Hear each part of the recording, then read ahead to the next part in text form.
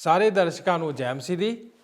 ਦਿਸ਼ਾ ਪਰਿਵਰਤਨ ਦੇ ਸਾਡੇ ਅੱਜ ਦੇ ਪ੍ਰੋਗਰਾਮ ਦੇ ਵਿੱਚ ਤੁਹਾਡਾ ਸਭਨਾਂ ਦਾ ਬਹੁਤ-ਬਹੁਤ ਸਵਾਗਤ ਹੈ। ਅਸੀਂ ਪਰਮੇਸ਼ਰ ਪਿਤਾ ਦਾ ਧੰਨਵਾਦ ਕਰਦੇ ਹਾਂ ਕਿ ਉਹਨੇ ਸਾਨੂੰ ਇੱਕ ਹੋਰ ਮੌਕਾ ਬਖਸ਼ਿਆ ਕਿ ਅਸੀਂ ਤੁਹਾਡੇ ਸਾਹਮਣੇ ਪਰਮੇਸ਼ਰ ਦੇ ਵਚਨ ਨੂੰ ਲੈ ਕੇ ਇੱਕ ਵਾਰ ਫੇਰ ਤੋਂ ਪੇਸ਼ ਹੋ ਰਹੇ ਹਾਂ। ਅਸੀਂ ਆਪਣੇ ਪਿਛਲੇ ਪ੍ਰੋਗਰਾਮ ਦੇ ਵਿੱਚ ਇਕੱਲੇ ਸੰਤਾਂ ਦੇ ਬਾਰੇ ਜਾਣਿਆ। ਅਸੀਂ ਵੱਖ-ਵੱਖ ਸੰਤਾਂ ਦੇ ਬਾਰੇ ਬਾਈਬਲ ਬਾਣੀ ਦੇ ਵਿੱਚੋਂ ਜਾਣਿਆ।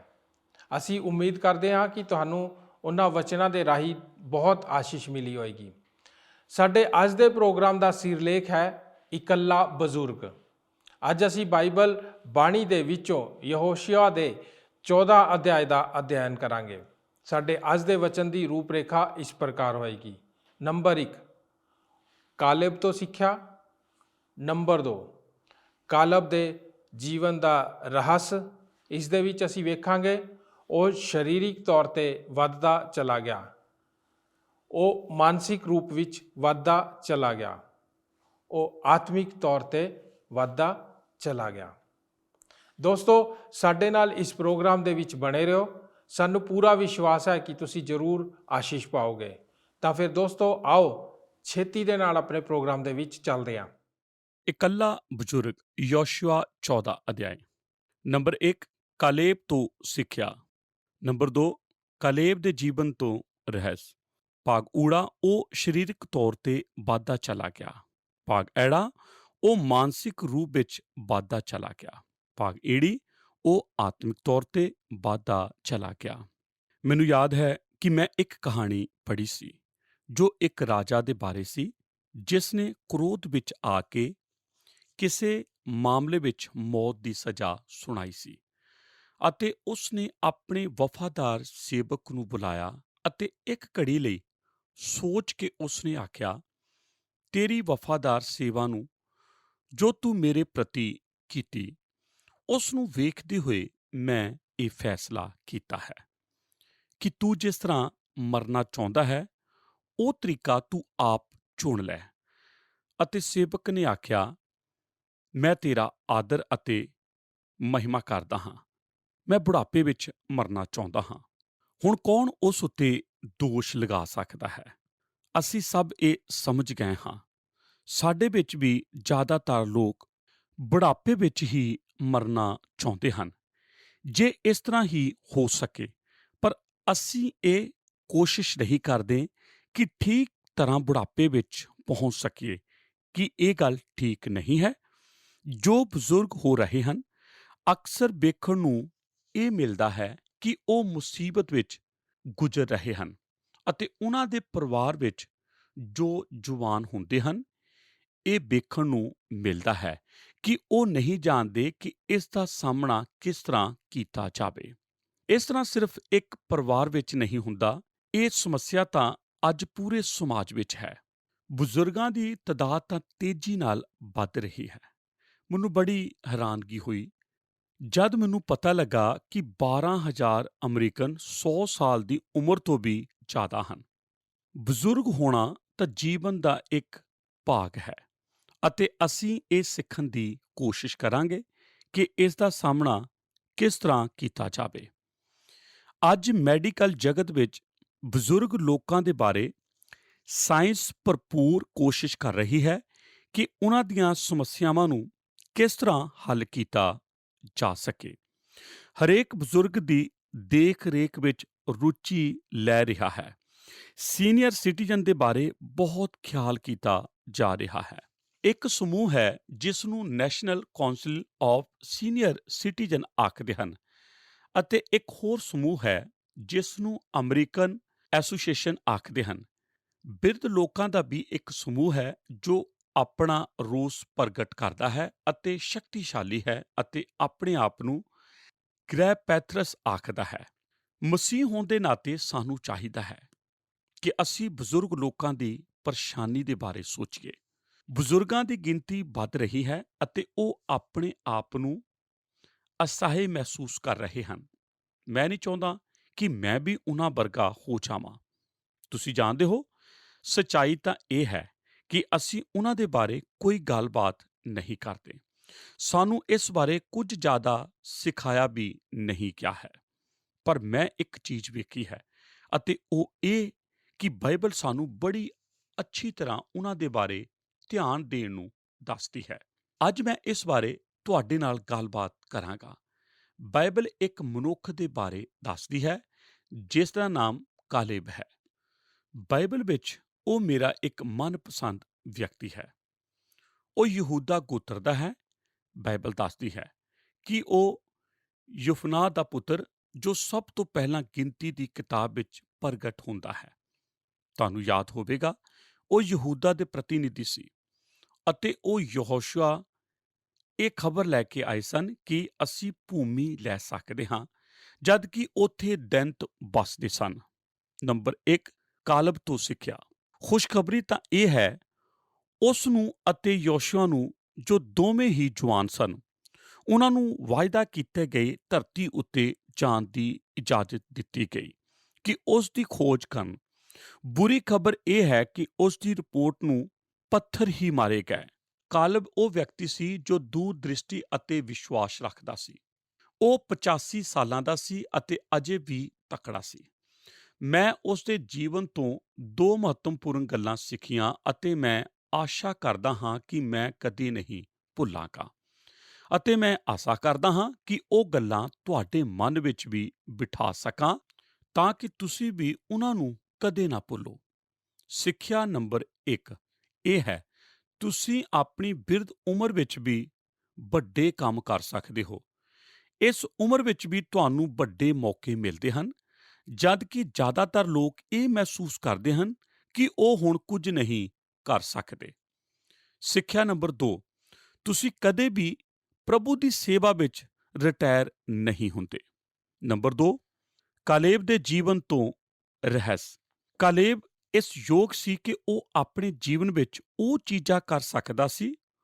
ਉਸ ਦਾ ਕਾਰਨ ਇਹ ਸੀ ਕਿ ਉਸ ਦੇ ਬਾਰੇ 3 ਚੀਜ਼ਾਂ ਸਨ ਜੋ ਉਸ ਦੇ ਜੀਵਨ ਦਾ ਰਹੱਸ ਸੀ, ਜਿਨ੍ਹਾਂ ਨੇ ਉਸ ਨੂੰ 85 ਸਾਲ ਦੀ ਉਮਰ ਵਿੱਚ ਵੀ ਕੁਝ ਕਰਨ ਲਈ ਤਿਆਰ ਕੀਤਾ ਹੋਇਆ ਸੀ।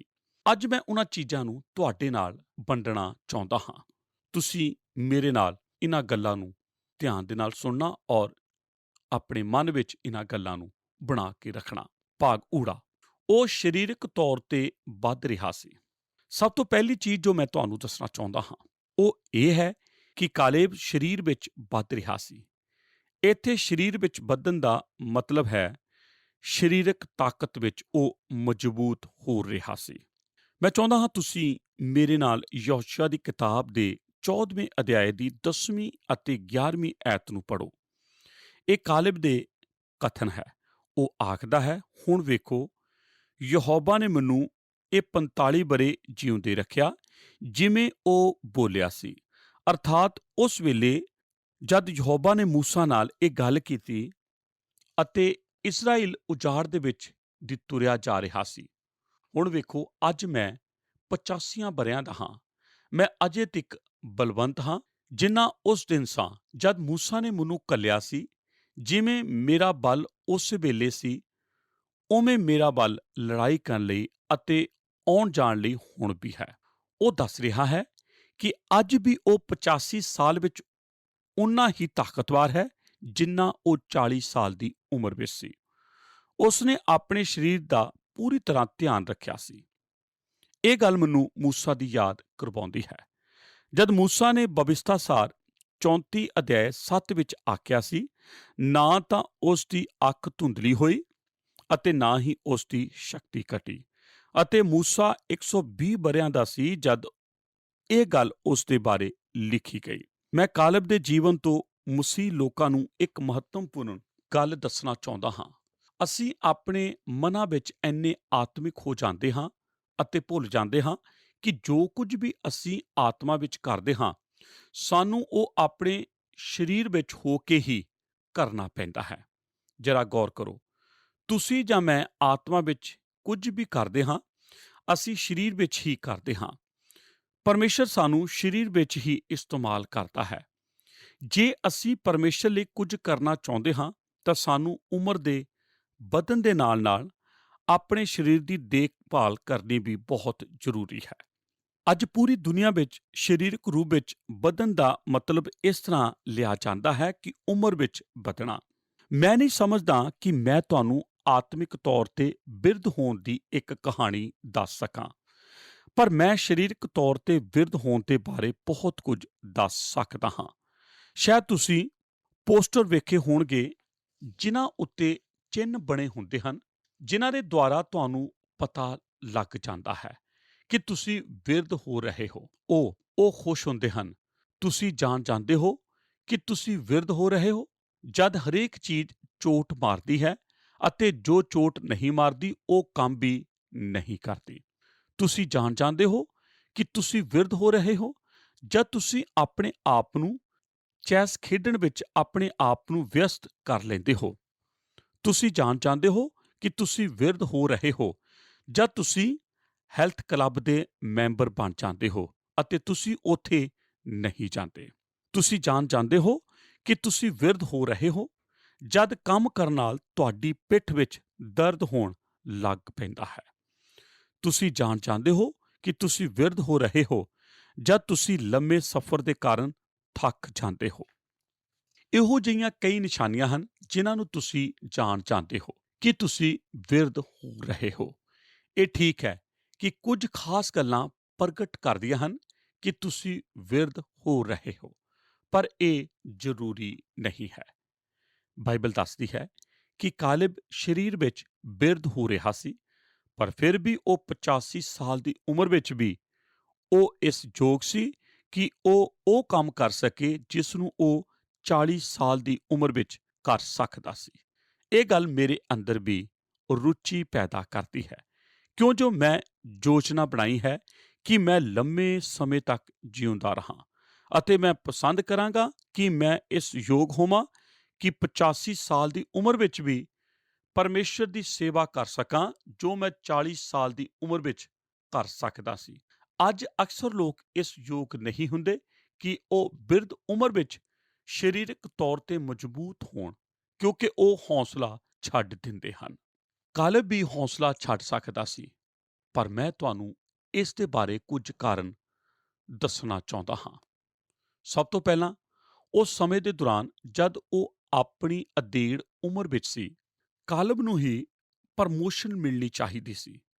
ਕੰਪਨੀ ਦਾ ਸਭ ਤੋਂ ਵੱਡਾ ਅਧਿਕਾਰੀ ਮਰਨ ਵਾਲਾ ਸੀ ਅਤੇ ਜਦ ਉਹ ਮਰ ਗਿਆ ਤਾਂ ਦੋ ਹੀ ਵਿਅਕਤੀ ਸਨ ਜੋ ਉਸ ਦੀ ਜਗ੍ਹਾ ਲੈ ਸਕਦੇ ਸੀ, ਯੋਸ਼ੂਆ ਅਤੇ ਕਾਲਬ।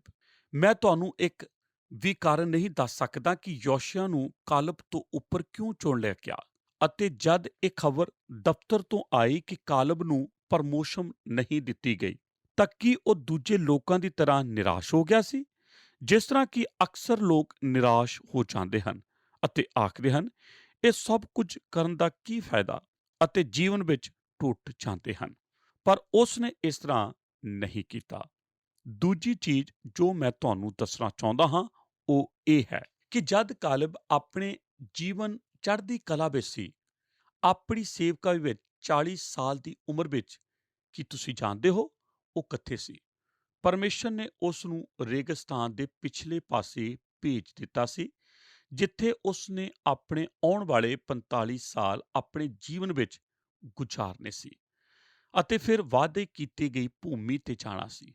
ਉਸ ਦਾ ਪੂਰਾ ਜੀਵਨ ਇਸ ਇੰਤਜ਼ਾਰ ਵਿੱਚ ਹੀ ਬੀਤਿਆ ਕਿ ਕਦ ਪਰਮੇਸ਼ਰ ਉਹਨਾਂ ਯਹੂਦੀਆਂ ਦਾ ਨਿਆਂ ਕਰੇਗਾ ਅਤੇ ਜਿਨ੍ਹਾਂ ਨੇ ਵਿਰੋਧਤਾ ਕੀਤੀ ਸੀ ਅਤੇ ਪਰਮੇਸ਼ਰ ਤੇ ਵਿਸ਼ਵਾਸ ਕਰਨ ਤੋਂ ਇਨਕਾਰ ਕਰ ਦਿੱਤਾ ਸੀ। ਕਨਾਨ ਵਿੱਚ 5 ਸਾਲ ਦੇ ਯੁੱਧ ਵਿੱਚ ਉਸ ਨੂੰ ਜਿਉਂਦਾ ਰੱਖਿਆ ਸੀ।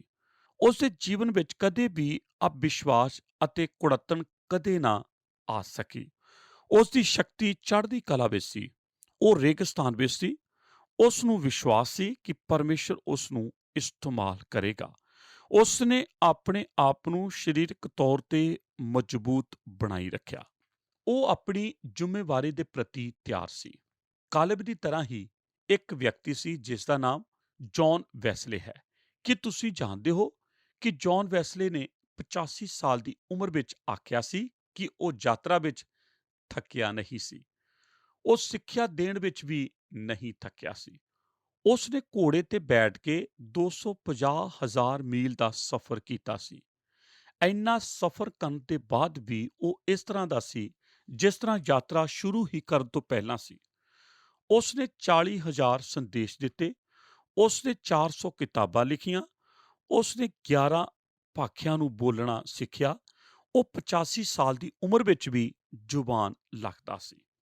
ਉਸ ਨੇ ਇਹ ਸਭ ਕੁਝ ਕਰਨ ਲਈ 4 ਚੀਜ਼ਾਂ ਦੱਸੀਆਂ, ਜਿਨ੍ਹਾਂ ਦੇ ਕਾਰਨ ਉਹ ਇਹ ਸਭ ਕੁਝ ਕਰ ਸਕਿਆ। ਨੰਬਰ 1, ਕਸਰਤ ਅਤੇ ਹਵਾ ਦਾ ਬਦਲਾਓ।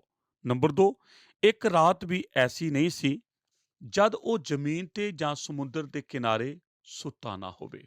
ਨੰਬਰ 3, ਸਵੇਰੇ 4 ਵਜੇ ਉੱਠਣਾ ਅਤੇ ਨੰਬਰ 4, 50 ਸਾਲ ਤੱਕ ਸਵੇਰੇ 5 ਵਜੇ ਪ੍ਰਚਾਰ ਕੀਤਾ। ਇਹਨਾਂ ਚੀਜ਼ਾਂ ਨੇ ਉਸ ਨੂੰ ਜਵਾਨ ਬਣਾਈ ਰੱਖਿਆ। ਜਦ ਉਹ 86 ਸਾਲ ਦਾ ਸੀ, ਜੌਨ ਵੈਸਲੇ ਦੁਖੀ ਸੀ ਕਿਉਂ ਜੋ ਉਹ ਇੱਕ ਦਿਨ ਵਿੱਚ 15 ਘੰਟੇ ਤੋਂ ਜ਼ਿਆਦਾ ਨਹੀਂ ਲਿਖ ਸਕਦਾ ਸੀ। ਜਦ ਉਹ 87 ਸਾਲ ਦਾ ਸੀ, ਉਹ ਸ਼ਰਮਿੰਦਗੀ ਮਹਿਸੂਸ ਕਰ ਰਿਹਾ ਸੀ ਕਿਉਂ ਜੋ ਉਹ ਇੱਕ ਦਿਨ ਵਿੱਚ 2 ਵਾਰ ਤੋਂ ਜ਼ਿਆਦਾ ਉਪਦੇਸ਼ ਨਹੀਂ ਦੇ ਸਕਦਾ ਸੀ, ਅਤੇ ਉਸ ਨੇ ਇਸ ਗੱਲ ਨੂੰ ਸਵੀਕਾਰ ਕੀਤਾ ਕਿ ਉਹ ਮਹਿਸੂਸ ਕਰਦਾ ਕਿ ਸਵੇਰੇ 5:30 ਵਜੇ ਦੇ ਬਾਅਦ ਵੀ ਉਹ ਬਿਸਤਰ ਨਾ ਛੱਡੇ। ਮੇਰੇ ਭੈਣੋ ਅਤੇ ਭਰਾਵੋ, ਮੈਂ ਬਸ ਤੁਹਾਨੂੰ ਯਾਦ ਕਰਾਉਣਾ ਚਾਹੁੰਦਾ ਹਾਂ ਕਿ ਸਾਡੇ ਸਰੀਰ ਪਵਿੱਤਰ ਆਤਮਾ ਦੇ ਮੰਦਰ ਹਨ, ਅਤੇ ਪਰਮੇਸ਼ਰ ਦੇ ਵਚਨ ਵਿੱਚ ਕਿਤੇ ਵੀ ਇਹ ਨਹੀਂ ਲਿਖਿਆ ਹੈ ਕਿ ਇੱਕ ਖਾਸ ਉਮਰ ਦੇ ਬਾਅਦ ਆਪਣੇ ਸਰੀਰ ਦੀ ਦੇਖਭਾਲ ਨਾ ਕਰੀਏ। ਕਾਲੇਬ ਉਹ ਵਿਅਕਤੀ ਸੀ ਜਿਸ ਨੂੰ ਪਰਮੇਸ਼ਰ ਨੇ 85 ਸਾਲ ਦੀ ਉਮਰ ਵਿੱਚ ਵੀ ਇਸ ਯੋਗ ਸਮਝਿਆ ਕਿ ਉਹ ਉਸ ਦਾ ਕੰਮ ਕਰੇ, ਕਿਉਂ ਜੋ ਉਹ ਸਰੀਰਕ ਮਜ਼ਬੂਤੀ ਵਿੱਚ ਵੱਧ ਰਿਹਾ ਸੀ। ਮੈਂ ਤੁਹਾਨੂੰ ਇਹ ਕਹਿਣਾ ਪਸੰਦ ਕਰਦਾ ਹਾਂ, ਜੇ ਤੁਸੀਂ ਦੌੜ ਨਹੀਂ ਸਕਦੇ ਤਾਂ ਤੁਸੀਂ ਸੈਰ ਕਰੋ। ਜੇ ਤੁਸੀਂ ਸੈਰ ਨਹੀਂ ਕਰ ਸਕਦੇ ਤਾਂ ਤੁਸੀਂ ਸਰੀਰ ਦੇ ਅੰਗਾਂ ਨੂੰ ਅੱਗੇ ਪਿੱਛੇ ਹਿਲਾਓ, ਪਰ ਆਪਣੇ ਸਰੀਰ ਦੇ ਦੇਖਭਾਲ ਲਈ ਕੁਝ ਤਾਂ ਕਰੋ। ਪਰਮੇਸ਼ਰ ਇਸ ਦੀ ਆਸ਼ਾ ਸਾਡੇ ਕੋਲੋਂ ਕਰਦਾ ਹੈ। ਇਹ ਹੀ ਕਾਰਨ ਹੈ ਅਸੀਂ ਇਸ ਬਾਰੇ ਜ਼ਿਆਦਾ ਉਪਦੇਸ਼ ਨਹੀਂ ਦਿੰਦੇ, ਕਿਉਂ ਜੋ ਇਹ ਉਹਨਾਂ ਨੂੰ ਚੋਟ ਮਾਰਦਾ ਹੈ ਜੋ ਪ੍ਰਚਾਰ ਕਰ ਰਹੇ ਹਨ। ਭਾਗ ਐੜਾ, ਉਹ ਮਾਨਸਿਕ ਰੂਪ ਵਿੱਚ ਵੱਧ ਰਿਹਾ ਸੀ। ਦੂਜੀ ਚੀਜ਼ ਜੋ ਮੈਂ ਤੁਹਾਨੂੰ ਦੱਸਣਾ ਚਾਹੁੰਦਾ ਹਾਂ ਉਹ ਇਹ ਹੈ ਕਿ ਕਾਲੇਬ ਖੁਸ਼ੀ ਨਾਲ ਬਿਰਧ ਹੋ ਰਿਹਾ ਸੀ, ਕਿਉਂ ਜੋ ਉਹ ਮਾਨਸਿਕ ਰੂਪ ਵਿੱਚ ਵੀ ਵੱਧ ਰਿਹਾ ਸੀ। ਮੈਂ ਚਾਹੁੰਦਾ ਹਾਂ ਤੁਸੀਂ ਮੇਰੇ ਨਾਲ 14ਵੇਂ ਅਧਿਆਏ ਦੀ 12ਵੀਂ ਐਤ ਵਿੱਚ ਚਲੋ। 12ਵੀਂ ਐਤ ਇਸ ਤਰ੍ਹਾਂ ਸਾਨੂੰ ਦੱਸਦੀ ਹੈ। ਕਾਲੇਬ ਹੈ ਜੋ 85 ਸਾਲ ਦੀ ਉਮਰ ਦਾ, ਅਤੇ ਕਹਾਣੀ ਤਾਂ ਤੁਸੀਂ ਜਾਣਦੇ ਹੀ ਹੋ, ਅਤੇ ਮੈਂ ਜ਼ਰੂਰਤ ਨਹੀਂ ਸਮਝਦਾ ਕਿ ਇਸ ਦਾ ਬਿਆਨ ਕਰਾਂ। ਕਾਲੇਬ ਜੋ 85 ਸਾਲ ਦਾ ਹੈ, ਉਹ ਆਖਦਾ ਹੈ, ਹੁਣ ਮੈਨੂੰ ਇਹ ਪਹਾੜੀ ਦੇਸ਼ ਦੇ ਦੇ ਜਿਹਦਾ ਯਹੋਵਾ ਨੇ ਉਸ ਦਾ ਵਚਨ ਕੀਤਾ ਸੀ, ਕਿਉਂ ਜੋ ਤੈਂ ਉਸੇ ਦਿਨ ਸੁਣਿਆ ਕਿ ਅਨਾਕੀ ਉੱਥੇ ਸਨ ਅਤੇ ਸ਼ਹਿਰ ਵੱਡੇ ਅਤੇ ਗੜ੍ਹਾਂ ਵਾਲੇ ਸਨ। ਸ਼ਾਇਦ ਯਹੋਵਾ ਮੇਰੇ ਨਾਲ ਰਹੇ ਅਤੇ ਮੈਂ ਉਹਨਾਂ ਨੂੰ ਕੱਢ ਸਕਾਂ, ਜਿਵੇਂ ਯਹੋਵਾ ਨੇ ਵਚਨ ਕੀਤਾ ਸੀ। 85 ਸਾਲ ਦੀ ਉਮਰ, ਅਤੇ ਉਹ ਚਾਹੁੰਦਾ ਹੈ ਕਿ ਇੱਕ ਵੱਡੀ ਚੁਣੌਤੀ ਦਾ ਸਾਹਮਣਾ ਕਰੇ। ਹੁਣ ਮੈਂ ਤੁਹਾਨੂੰ ਕੁਝ ਚੀਜ਼ਾਂ ਦੀ ਯਾਦ ਦਿਵਾਉਣਾ ਚਾਹੁੰਦਾ ਹਾਂ। ਨੰਬਰ 1, ਬਾਕੀ ਸਾਰੇ ਮਨੁੱਖ ਜਵਾਨ ਸਨ, ਜਿਨ੍ਹਾਂ ਨੂੰ ਫਿਲਿਸਤੀਨੀ ਦੀ ਭੂਮੀ ਉੱਤੇ ਦਾਅਵਾ ਕਰਨ ਲਈ ਚੁਣਿਆ ਗਿਆ ਸੀ। ਤੁਸੀਂ ਇਹ ਕਿਸ ਤਰ੍ਹਾਂ ਜਾਣਦੇ ਹੋ? ਠੀਕ ਹੈ, 2 ਹੀ ਵਿਅਕਤੀ ਸਨ ਜੋ ਰੇਗਿਸਤਾਨ ਦਾ ਅਹਿਸਾਸ ਕਰਕੇ ਵਾਪਸ ਆਏ, ਕਿਉਂ ਜੋ ਉਹਨਾਂ ਦੇ ਦੂਜੇ ਸਾਥੀ ਜਿਨ੍ਹਾਂ ਨੇ ਪਰਮੇਸ਼ਰ ਦਾ ਵਿਰੋਧ ਕੀਤਾ ਸੀ, ਪਰਮੇਸ਼ਰ ਨੇ ਉਹਨਾਂ ਨੂੰ ਮਰਨ ਲਈ ਛੱਡ ਦਿੱਤਾ ਸੀ। ਸਿਰਫ ਯੋਸ਼ੂਆ ਅਤੇ ਕਾਲਬ ਹੀ ਬਾਹਰ ਆ ਸਕੇ, ਅਤੇ ਮੈਂ ਤੁਹਾਡੇ ਨਾਲ ਵਾਅਦਾ ਕਰ ਸਕਦਾ ਹਾਂ ਕਿ ਜਿੰਨੇ ਮਨੁੱਖ ਫਿਲਿਸਤੀਨ ਵਿੱਚ ਭੇਜੇ ਗਏ ਸੀ, ਕਾਲਬ ਸਭ ਤੋਂ ਵਿਰਧ ਸੀ, ਅਤੇ ਇਹ ਵਿਰਧ ਵਿਅਕਤੀ ਇੱਕ ਵੱਡਾ ਕੰਮ ਕਰਨਾ ਚਾਹੁੰਦਾ ਹੈ ਅਤੇ ਆਖਦਾ ਹੈ, ਉਹ ਪਹਾੜ ਮੈਨੂੰ ਦੇ। ਇਹ ਕੋਈ ਸਧਾਰਨ ਪਹਾੜ ਨਹੀਂ ਸੀ, ਇਹ ਉਹ ਪਹਾੜ ਸੀ ਜਿੱਥੇ ਅਸਾਧਾਰਨ ਕੱਦ ਕਾਠ ਵਾਲੇ ਵਿਅਕਤੀ ਦੈਂਤ ਰਹਿੰਦੇ ਸਨ। ਅਨਾਕੀਮ ਉੱਥੇ ਸਨ। ਗਿਣਤੀ ਦੀ ਕਿਤਾਬ 13ਵੇਂ ਅਧਿਆਏ ਵਿੱਚ ਸਾਨੂੰ ਦੱਸਿਆ ਗਿਆ ਹੈ ਕਿ ਉਹਨਾਂ ਨੇ ਸਭ ਲੋਕਾਂ ਨੂੰ ਡਰਾ ਕੇ ਰੱਖਿਆ ਸੀ ਤਾਂ ਕਿ ਉਹ ਇੱਥੇ ਰਹਿ ਨਾ ਸਕਣ। ਕਾਲਬ ਆਖਦਾ ਹੈ, ਮੈਨੂੰ ਉਹ ਪਹਾੜ ਦੇ ਤਾਂ ਕਿ ਮੈਂ ਇਸ ਚੁਣੌਤੀ ਦਾ ਸਾਹਮਣਾ ਕਰ ਸਕਾਂ। ਉਹ ਸਭ ਤੋਂ ਜ਼ਿਆਦਾ ਬਿਰਧ ਸੀ ਅਤੇ ਔਖੇ ਕੰਮ ਦਾ ਸਾਹਮਣਾ ਕਰਨਾ ਚਾਹੁੰਦਾ ਸੀ। ਉਹ ਮਾਨਸਿਕ ਰੂਪ ਵਿੱਚ ਤਿਆਰ ਸੀ ਅਤੇ ਆਖਰੀ ਉਮਰ ਤੱਕ ਆਪਣੀ ਸੋਚ ਅਤੇ ਨਿਸ਼ਾਨੇ ਨੂੰ ਪੂਰਾ ਕਰਨਾ ਚਾਹੁੰਦਾ ਸੀ। ਮੈਂ ਤੁਹਾਨੂੰ ਬਾਈਬਲ ਵਿੱਚ ਕੁਝ ਖਾਸ ਗੱਲਾਂ ਦੱਸਣ ਜਾ ਰਿਹਾ ਹਾਂ ਜੋ ਇਹ ਦੱਸਦੀਆਂ ਹਨ ਕਿ ਕਾਲਬ ਨੇ ਆਪਣੇ ਮਨ ਨਾਲ ਬਹੁਤ ਹੀ ਵੱਡੇ ਕੰਮ ਨੂੰ ਕਰਨ ਲਈ ਮਾਨਸਿਕ ਰੂਪ ਵਿੱਚ ਤਿਆਰ ਕੀਤਾ। ਮੈਂ ਇਸ ਦੇ ਬਾਰੇ ਤੁਹਾਨੂੰ ਕੁਝ ਐਤਾਂ ਦੱਸਦਾ ਹਾਂ। ਅਧਿਆਇ 13 ਦੀ 13 ਐਤ। ਤਾਂ ਵੀ ਇਸਰਾਏਲੀਆਂ ਨੇ ਅਸ਼ੂਰੀ ਅਤੇ ਮੁਕਾਬੀਆਂ ਨੂੰ ਕੱਢਿਆ, ਪਰ ਗਸ਼ੂਰੀ ਅਤੇ ਮੁਕਾਬੀ ਅੱਜ ਦਿਨ ਤੱਕ ਇਸਰਾਏਲ ਦੇ ਵਿੱਚ ਰਹਿੰਦੇ ਹਨ। ਅਧਿਆਇ 15 ਅਤੇ 63। ਪਰ ਜਿਹੜੇ ਯਰੂਸ਼ਲਮ ਵਿੱਚ ਯਬੂਸੀ ਵੱਸਦੇ ਹਨ, ਯਹੂਦੀ ਉਹਨਾਂ ਨੂੰ ਨਾ ਕੱਢ ਸਕੇ ਅਤੇ ਯਬੂਸੀ ਯਹੂਦੀਆਂ ਨਾਲ ਯਰੂਸ਼ਲਮ ਵਿੱਚ ਵੀ ਅੱਜ ਤੱਕ ਵੱਸਦੇ ਹਨ। ਅਧਿਆਇ 16 ਦੀ 10 ਐਤ। ਅਤੇ ਉਹਨਾਂ ਨੇ ਕਨਾਨੀਆਂ ਨੂੰ ਜਿਹੜੇ ਗਜਰ ਵਿੱਚ ਵੱਸਦੇ ਸਨ ਨਾ ਕੱਢਿਆ, ਪਰ ਉਹ ਕਨਾਨੀ ਅੱਜ ਦੇ ਦਿਨ ਤੱਕ ਅਫਰੀਮੀਆਂ ਦੇ ਵਿੱਚ ਵੱਸਦੇ ਹਨ ਅਤੇ ਉਹ ਬਗੈਰ ਲਈ ਟਹਿਲੂਏ ਹਨ। ਅਧਿਆਇ 17 ਦੀ ਐਤ 12। ਪਰ ਮਨਸ਼ੇ ਉਹਨਾਂ ਸ਼ਹਿਰਾਂ ਦੇ ਵਾਸੀਆਂ ਨੂੰ ਕੱਢ ਨਾ ਸਕੇ ਅਤੇ ਕਨਾਨੀ ਉਸ ਦੇਸ਼ ਵਿੱਚ ਪੱਕੇ ਪੈਰੀ ਵੱਸੇ ਰਹੇ। ਅਧਿਆਇ 17 ਦੀ ਐਤ 16 ਤੋਂ 18। ਤਾਂ ਯੂਸਫ ਦੇ ਪੁੱਤਰਾਂ ਨੇ ਆਖਿਆ ਕਿ ਇਹ ਪਹਾੜ ਸਾਡੇ ਵਸਣ ਯੋਗ ਨਹੀਂ, ਅਤੇ ਸਾਰੇ ਕਨਾਨੀਆਂ ਕੋਲ ਜਿਹੜੇ ਦੂਨ ਦੀ ਧਰਤੀ ਤੇ ਵੱਸਦੇ ਹਨ ਲੋਹੇ ਦੇ ਰੱਥ ਹਨ, ਨਾਲੇ ਉਹਨਾਂ ਕੋਲ ਜਿਹੜੇ ਦੈਂਤ ਸ਼ਾਨ ਅਤੇ ਉਸ ਦੀਆਂ ਬਸਤੀਆਂ ਵਿੱਚ ਹਨ, ਨਾਲੇ ਉਹਨਾਂ ਕੋਲ ਜਿਹੜੇ ਜਜ਼ਰੀਆਲ ਦੀ ਦੂਨ ਵਿੱਚ ਹਨ। ਤਾਂ ਯੋਸ਼ੀਆ ਨੇ ਯੂਸਫ ਦੇ ਘਰਾਣੇ ਨੂੰ ਅਰਥਾਤ ਅਫਰੀਮ ਅਤੇ ਮਨਸ਼ੇ ਨੂੰ ਆਖਿਆ ਕਿ ਤੁਸੀਂ ਢੇਰ ਸਾਰੇ ਲੋਕ ਹੋ ਅਤੇ ਬਲਵੰਤ ਹੋ, ਤੁਹਾਡੇ ਲਈ ਇੱਕੋ ਹੀ ਗੁਨਾਹ ਨਹੀਂ ਹੋਵੇਗਾ, ਪਰ ਪਹਾੜ ਤੁਹਾਡਾ ਹੋਵੇਗਾ, ਭਾਵੇਂ ਉਹ ਲੱਕੜੀ ਦਾ ਬਨ ਹੈ ਅਤੇ ਤੁਸੀਂ ਉਹਨੂੰ ਵੱਢੋਗੇ, ਅਤੇ ਉਹਦਾ ਫੈਲਾਅ ਤੁਹਾਡਾ ਹੋਵੇਗਾ, ਕਿਉਂ ਜੋ ਤੁਸੀਂ ਕਨਾਨੀਆਂ ਨੂੰ ਕੱਢ ਦਿਓਗੇ। ਭਾਵੇਂ ਉਹਨਾਂ ਦੇ ਰੱਥ ਲੋਹੇ ਦੇ ਹਨ ਅਤੇ ਉਹ ਤਕੜੇ ਵੀ ਹਨ, ਪਰ ਉਹ ਕੁਝ ਨਾ ਕਰ ਸਕੇ। ਹੁਣ ਮੈਂ ਤੁਹਾਨੂੰ ਕਾਲੇਬ ਦੇ ਬਾਰੇ ਦੱਸਦਾ ਹਾਂ। ਅਧਿਆਇ 15 ਦੀ 14 ਅਤੇ 15 ਐਤ। ਮੈਂ ਇਸ ਨੂੰ ਬਹੁਤ ਪਸੰਦ ਕਰਦਾ ਹਾਂ। ਤਾਂ ਕਾਲਬ ਨੇ ਉੱਥੋਂ ਅਨਾਕ ਤੇ ਤੇਹਾਂ ਪੁੱਤਰਾਂ ਨੂੰ ਕੱਢ ਦਿੱਤਾ, ਅਰਥਾਤ ਸੈਸੇ, ਅਹੀਮਾਨ ਅਤੇ ਤੈਲਮੇ। ਅਨਾਕ ਦੇ ਅੰਸ਼ ਨੂੰ ਉੱਥੋਂ ਉਹਨੇ ਦਬਰ ਦੇ ਵਸਨੀਕਾਂ ਦੇ ਉੱਤੇ ਚੜ੍ਹਾਈ ਕੀਤੀ ਅਤੇ ਦਾਬਰ ਦੇ ਨਾਂ ਪਹਿਲਾਂ ਕਰਿਆਬ ਸੇਫਰ ਸੀ। ਹੁਣ ਕਾਲਬ ਇੱਕ ਚਲਾਕੀ ਦੀ ਖੇਡ ਖੇਡਦਾ ਹੈ। ਉਸ ਨੇ ਆਖਿਆ, ਜੋ ਕੋਈ ਕਰਿਆਬ ਸੇਫਰ ਨੂੰ ਮਾਰ ਕੇ ਲੈ ਲਵੇ ਤਾਂ ਮੈਂ ਉਸ ਨੂੰ ਆਪਣੀ ਧੀ ਅਕਸਾ ਦਿਆਂਗਾ। ਅਸੀਂ ਵੇਖਦੇ ਹਾਂ ਕਿ ਕਾਲਬ ਹਰੇਕ ਤਰ੍ਹਾਂ ਤਿਆਰ ਸੀ, ਕਿਉਂ ਜੋ ਉਹ ਹਰ ਹਾਲ ਵਿੱਚ ਜਿੱਤ ਹਾਸਲ ਕਰਨਾ ਚਾਹੁੰਦਾ ਸੀ। 85 ਸਾਲ ਦੀ ਉਮਰ ਵਿੱਚ ਉਸ ਨੇ ਹਰੇਕ ਚੀਜ਼ ਦਾ ਸਾਹਮਣਾ ਕੀਤਾ ਅਤੇ ਸਭ ਕੁਝ ਕੀਤਾ ਜੋ ਉਹ ਕਰਨਾ ਚਾਹੁੰਦਾ ਸੀ। ਮੈਂ ਤੁਹਾਨੂੰ ਦੱਸਣਾ ਚਾਹੁੰਦਾ ਹਾਂ ਕਿ ਜੇ ਤੁਸੀਂ ਆਪਣੇ ਨਿਸ਼ਾਨੇ ਨੂੰ ਪ੍ਰਾਪਤ ਕਰਨ ਦਾ ਵਿਚਾਰ ਛੱਡ ਦਿਓ ਤਾਂ ਸਭ ਕੁਝ ਖਤਮ ਹੋ ਜਾਂਦਾ ਹੈ। ਤੁਸੀਂ ਮਰਨ ਦਾ ਇੰਤਜ਼ਾਰ ਨਹੀਂ ਕਰ ਰਹੇ ਹੁੰਦੇ, ਤੁਸੀਂ ਤਾਂ ਮਰ ਚੁੱਕੇ ਹੁੰਦੇ ਹੋ। ਤੁਸੀਂ ਚੱਲਦੇ ਫਿਰਦੇ ਸਰੀਰ ਵਿੱਚ ਮਰੇ ਹੋਏ ਹੁੰਦੇ ਹੋ।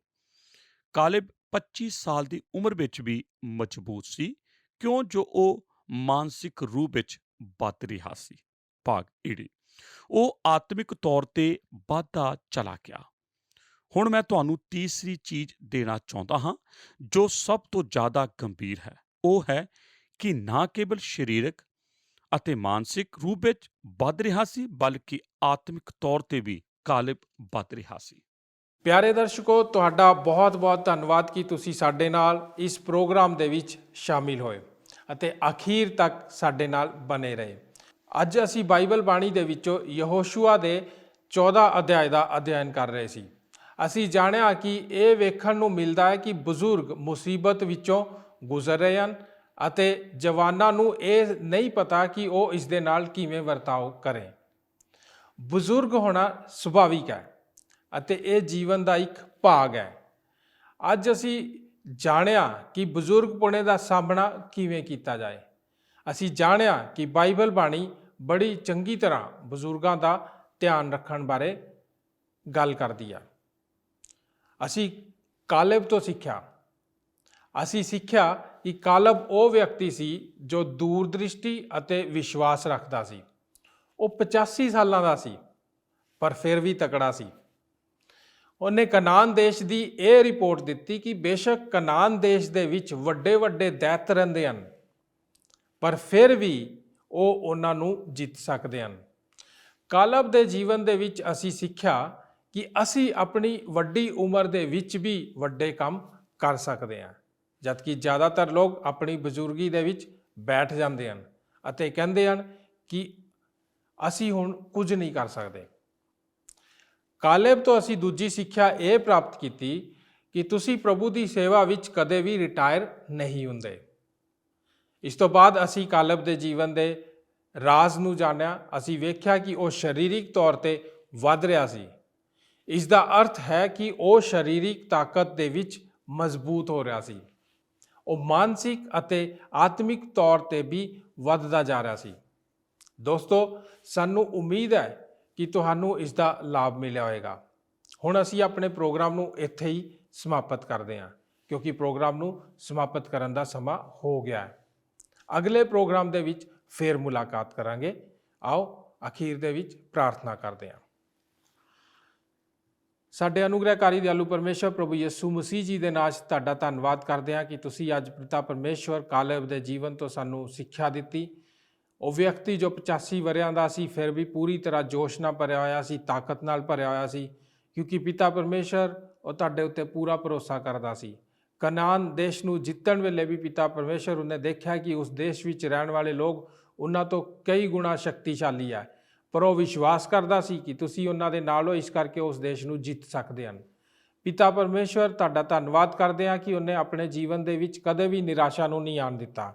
ਉਹ ਹਮੇਸ਼ਾ ਅੱਗੇ ਵੱਧਦਾ ਚੱਲ ਗਿਆ ਔਰ ਆਤਮਿਕ, ਸਰੀਰਿਕ ਔਰ ਪਿਤਾ ਪਰਮੇਸ਼ਰ ਮਾਨਸਿਕ ਰੂਪ 'ਚ ਉਹ ਹਮੇਸ਼ਾ ਪ੍ਰਭੂ ਜੀ ਮਜ਼ਬੂਤ ਰਿਹਾ ਔਰ ਅੱਗੇ ਵੱਧਦਾ ਰਿਹਾ। ਧੰਨਵਾਦ ਕਰਦੇ ਪਿਤਾ ਪਰਮੇਸ਼ਰ ਕਿ ਤੁਸੀਂ ਇਹ ਸਾਰੀ ਤਾਕਤ ਉਹਨੂੰ ਬਖਸ਼ੀ ਔਰ ਆਸ਼ੀਸ਼ ਔਰ ਬਰਕਤ ਦਿੱਤੀ। ਸਾਡੇ ਵਿੱਚੋਂ ਵੀ ਪ੍ਰਭੂ ਜੀ ਜੋ ਬਜ਼ੁਰਗ ਹੋ ਗਏ ਹਨ, ਪ੍ਰਭੂ ਜੀ ਉਹ ਆਪਣੇ ਸਰੀਰ ਤੋਂ ਪ੍ਰਭੂ ਜੀ ਕਮਜ਼ੋਰ ਹੋ ਗਏ ਹਨ ਔਰ ਆਪਣੇ ਆਪ ਨੂੰ ਪਿਤਾ ਪਰਮੇਸ਼ਰ ਸਮਝਦੇ ਹਨ ਕਿ ਹੁਣ ਉਹਨਾਂ ਦਾ ਜੀਵਨ ਕਿਉਂਕਿ ਖਤਮ ਹੋਣ ਵਾਲਾ ਹੈ, ਉਹ ਕੁਝ ਨਹੀਂ ਕਰ ਸਕਦੇ। ਪਿਤਾ ਪਰਮੇਸ਼ਰ, ਮੈਂ ਪ੍ਰਾਰਥਨਾ ਕਰਦਾ ਹਾਂ ਸਾਡੇ ਬਜ਼ੁਰਗਾਂ ਨੂੰ ਨਵਾਂ ਜੋਸ਼, ਨਵੀਂ ਤਾਕਤ ਦਿਓ। ਪਿਤਾ ਪਰਮੇਸ਼ਰ ਉਹਨਾਂ ਨੂੰ ਪੋਜ਼ਿਟਿਵ ਕਰੋ ਤਾਂ ਕਿ ਪਿਤਾ ਪਰਮੇਸ਼ਰ ਉਹ ਇਸ ਸੰਸਾਰ 'ਚ ਆਪਣੇ ਜੀਵਨ ਦੇ ਵਿੱਚ ਰਹਿੰਦੇ ਹੋਏ ਹਰ ਚੀਜ਼ ਦਾ ਆਨੰਦ ਉਠਾ ਸਕਣ, ਤੁਹਾਡੀ ਉਪਸਥਿਤੀ ਦਾ, ਤੁਹਾਡੀ ਸ਼ਕਤੀ ਦਾ ਆਨੰਦ ਉਠਾ ਸਕਣ। ਪਿਤਾ ਪਰਮੇਸ਼ਰ, ਪਿਆਰੇ ਪਿਤਾ ਪਰਮੇਸ਼ਰ, ਧੰਨਵਾਦ ਕਰਦੇ ਹਾਂ ਇਸ ਅੱਛੇ ਵਚਨ ਵਾਸਤੇ। ਯਿਸੂ ਨਾਸਰੀ ਜੀ ਦੇ ਨਾਂ 'ਚ ਇਸ ਪ੍ਰਾਰਥਨਾ ਨੂੰ ਮੰਗ ਲੈਂਦੇ ਹਾਂ। ਆਮੀਨ। ਜੈ ਮਸੀਹ ਦੀ। ਕੀ ਤੁਹਾਨੂੰ ਇਹ ਪ੍ਰੋਗਰਾਮ ਪਸੰਦ ਆਇਆ? ਹੁਣੇ ਸਾਨੂੰ ਇੱਕ ਮਿਸ ਕਾਲ ਦਿਓ ਤੇ ਤੁਸੀਂ ਅਗਲੇ ਜੇਤੂ ਹੋ ਸਕਦੇ ਹੋ।